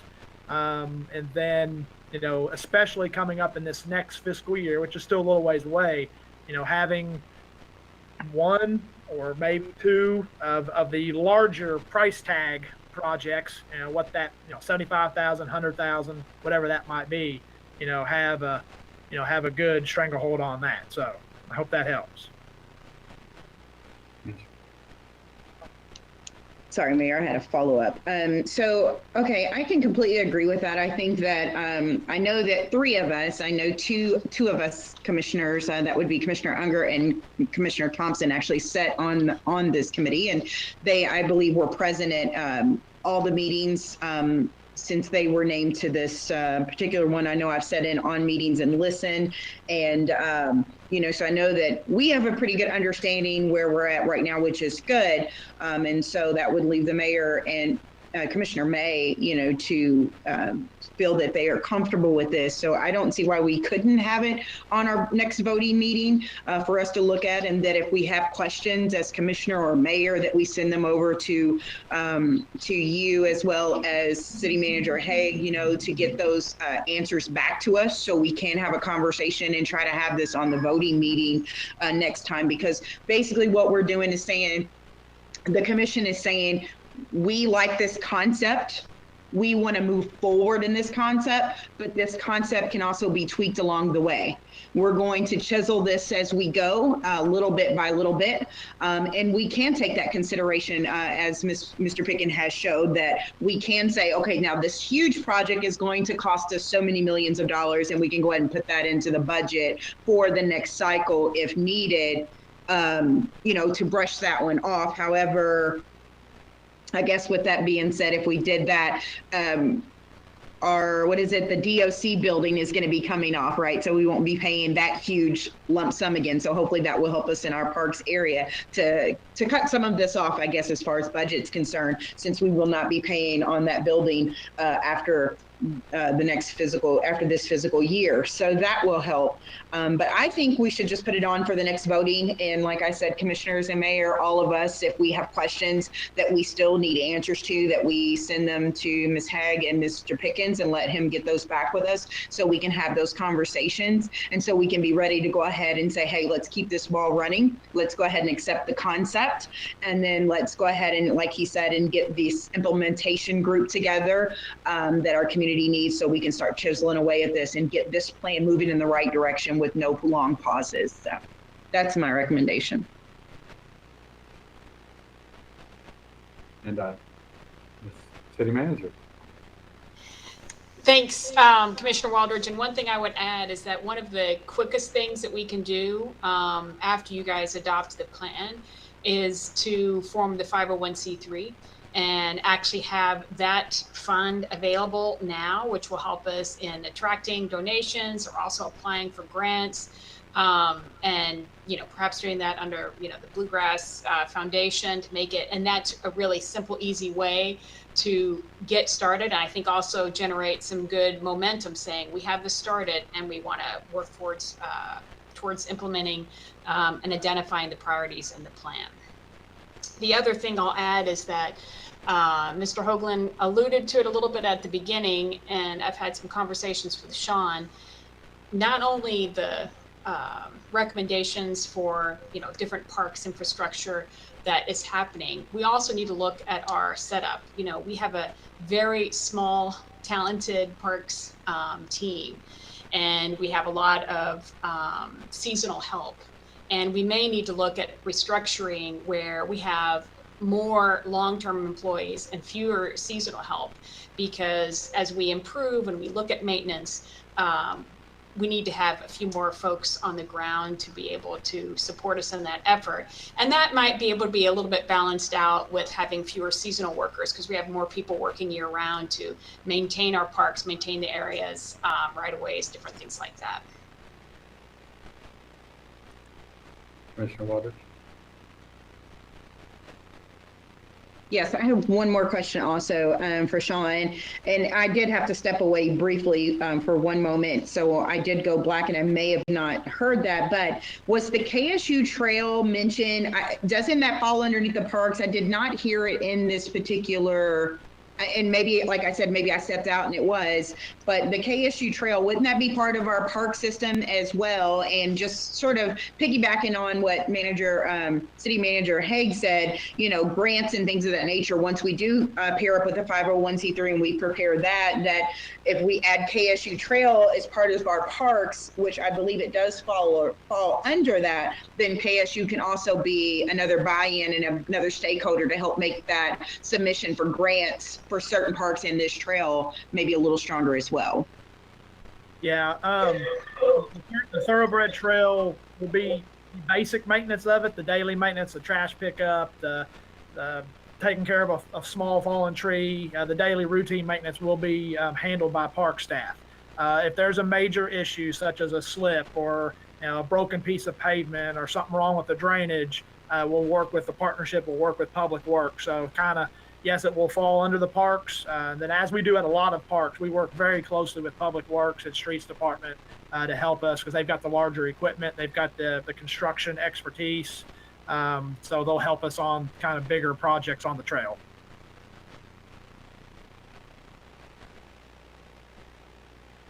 And I have one question, and that is on that. So when we talk about doing the master plans for the individual parks, how different would that be? You know, I look at East Frankfort Park here on table 8, the capital improvement projects. You know, there's 40 suggestions there. I guess how much? It sounds like you all have already gone a long way into creating a master plan for the park. How much different when you talk about doing a master plan for the individual parks? How different is that from what you've already done? That's a good question. What we haven't done is talk to the neighboring community. We talked to this, again, the city as a whole, but we didn't talk to the specific people around there and some of those specific user groups. So I think that's a starting point for a concept, and you can take that to the neighbors and say, what do you think of this? Now, this is based on all the things that we heard from the community throughout the public engagement in the parks and in the surveys and things. This is an appropriate use for this park. You know, what do you think about these? And then build upon that. So it's not like you're starting from scratch. You've got a good base to start from for a plan. And then the base mapping that we had available in doing these concepts was just whatever GIS and GIS topography, which is not always that accurate. So you get a better base map to work with as well. So you can be more accurate and start looking at things like where the existing utilities are. So you can get a better feel for the cost. These are just general costs that were included in the plan so far. So we'll get much more specific in terms of the sizes of some of those facilities that are in the parks. Like, and then we showed an amphitheater in 2 different, but one should be small and one large. But what do they look like, and how big should they be? What kind of performances are you going to have? So we'll get into a lot more detail as part of a master plan. Now, is that part of the scope of work of this plan that we're adopting? No, that would be follow up to this, in addition to this, part of the implementation of the plan. Okay. Just one quick follow up to an earlier question you had, Commissioner Thompson, and you may have seen it on page 186 in the plan. There's about 3 or 4 pages that breaks down the major capital improvement cost of the major project. So if you, it's in chapter 8 on page 186 and goes for about 3 or 4 pages. It has a breakdown of some of the major projects, and it's it's about 31 million capital improvement project. Mr. Hoagland, was that the document you were referring to? That was the working document. Okay, perfect. I didn't realize that the numbers were actually in there. A lot of communities ask us not to put the dollar amounts in there, just to make that more of a working document for the city or county. And again, these are estimated numbers, right? Kind of based on right now. So if the price of steel goes up and roofing materials go up 2 years from now, these pricing may not be exactly right. So we can't just look at these and say, okay, if we put in new lighting at Sullivan Field at Capitol or whatever, and it says, the plan says $20,000. It may be $30,000 by the time we go to put them in. So. Yeah, and we didn't look into the detail of where do we have to get power for those lights and how far does it have to come and those kind of things. So that's and we did include those numbers any design fees and a contingency as well. So they're a little bit inflated, and it's not all construction dollars, it's project dollars. Okay. We appreciate this. This is exciting, and it's going to be fun to really dig into this. And any other questions or discussion for Mr. Hoagland? we do thank you for coming tonight. Are you welcome? I wish I could have been there in person. Same. Yep. Hopefully soon. Yep. Okay. Thank you. Well, take It's been a care. pleasure And, working with y'all. okay. And we'll have this on the next agenda. If anybody, unless someone has an objection. Okay. All right. Well, moving on. Action items. Number 4 on the list, the NEA grant.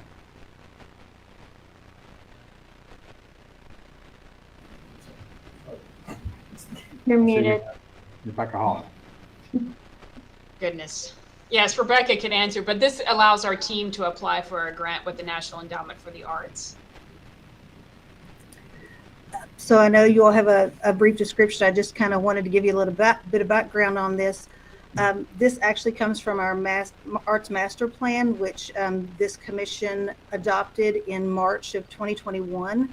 Shortly after that, you tasked Penny Peebler with moving this master plan forward. So she has been working with the arts community and has come up with some ideas of how to move forward, how to bring some public art to Frankfort with some murals and possibly some other sculptures and some community arts projects.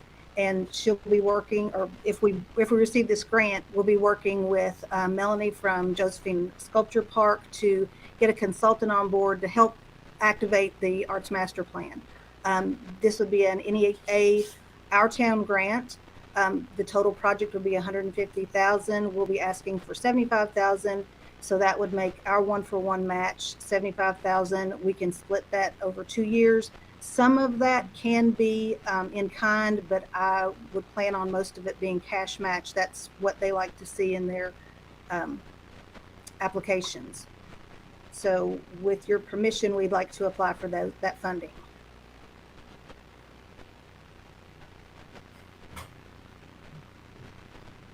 Any discussion or entertain a motion to approve?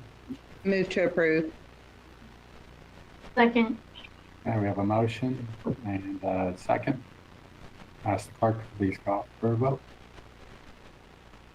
Commissioner Waldridge, Yes. Commissioner Thompson, Yes. Commissioner May, Yes.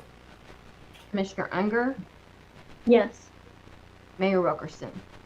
Yes, and that motion carries. Thank you. Thank you, Ms. Hall.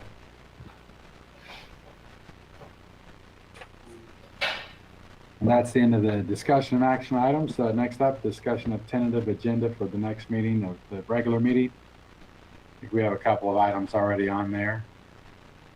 Parks Master Plan, recycling, Tiger business support options. Anything else? Commissioner Waters? I was going to bring this up under new business, but would like to maybe have maybe discuss with you or maybe the city manager later if we can maybe put this on a voting meeting in discussion of doing a small, if it's possible for the city to do some kind of on a small stature of vaccination to win for our elementary students in high school to encourage more vaccinations within that age group now that they're getting ready to go back to school. And as Franklin County schools, they are going back this week on Thursday, and they are now requiring face masks on the inside. Just wondering if we can open up that discussion in the next little bit to do some research on, can we take that out of our general funds and also bring in Ms. Ross in on that conversation? Can we take out of the general funds to purchase items or maybe donate items to this cause, the vaccination to win, to get more of our high schoolers and elementary or middle schoolers vaccinated that are 12 and above? I believe that's where that age group is, and push, whether that's like buying iPads or iMac computers, things that will help them, also pairing up with maybe some of the schools to see if we can also get scholarships. But that's something I would like to, if possible, that we can have that conversation, maybe get some information sent out before the voting meeting. So if we do need a vote, we could vote that by the end of this month and have that rolling for September if possible. But I'll send you a little bit more information that I've had, but I just thought it was an idea. I spoke at the Board of Education meeting on last Monday, just really pushing that I did support masks on indoors, definitely for schools. I did speak with some of high schoolers that were present, which were great leaders for our youth. Some of them were already vaccinated, but also speaking with them, and they didn't want to wear masks, but they were willing to push forward in our community to get other community members, other students to get vaccinated as well, so they can have as much as to a normal high school year as possible. And so I think working with the superintendents, I have spoken with Superintendent Kopp as well as Superintendent Houston. They are both on board and are excited, would be excited if we jumped on board to actually do something like a vaccination and win, which is on a smaller scale than what the governor would be doing for the whole state. Okay. Well, we'll definitely consider that. Thank you. Commissioner Thompson. Thank you, Mayor. I had sent an email at the end of a week ago last Friday to yourself and to members of city staff. And I want to continue those conversations this week with City Manager Haig and with you, Mayor, to see if we can get those recognitions done in a timely manner based upon the short schedule that we have coming up. We'll do that. Commissioner Unger. I guess this could fall under tentative agenda as well as unfinished business, but I was sort of wondering where we were sitting with potentially bringing up the urban chicken ordinance. I know there's been some meetings, just wasn't sure exactly where we were sitting with those public meetings. I know recently that, just to give you an update, that Eric had a meeting, and our goal is actually drafting up our commission agendas for the rest of the year. We are aiming for November to bring you what our recommendations are from the different community meetings and the different engagement. Anything else to add, Eric? No, not much. We've met twice, and following our last meeting, started working on drafting some language. So as Laura said, we're hoping to come back in the next couple of months with something for you all to consider. Great, thank you. Anything else for the next agenda? Now we'll go to unfinished business. Anything hanging out from last meeting we didn't get to? I don't think there was anything. No? Well, now we'll go to new business. Anything else like that? Commissioner Waters.